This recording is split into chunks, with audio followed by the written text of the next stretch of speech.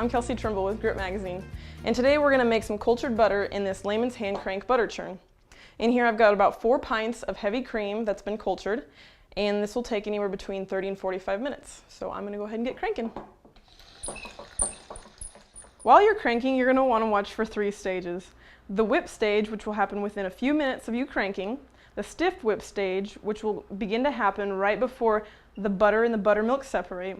And the final stage is when you begin to see that separation between the butter and the buttermilk.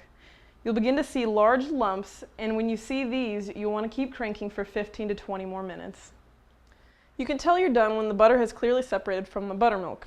At this point, you're going to want to separate the buttermilk by pouring it into a colander lined with some cheesecloth. You're going to put the butter back into the churn, and you can store the buttermilk for later use in other recipes.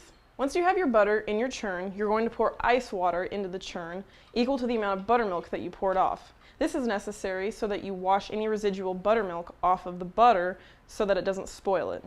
Continue the washing process for a couple more times until the water runs clear. When you're done, you'll have your butter, and you're just going to mold it until you can get all the water pressed out of it. At this point, you can add your salt if you choose to do so, and it'll help preserve your butter. And just work the salt in, and your butter is done. For more great cooking tips and homemade recipes, go to grit.com.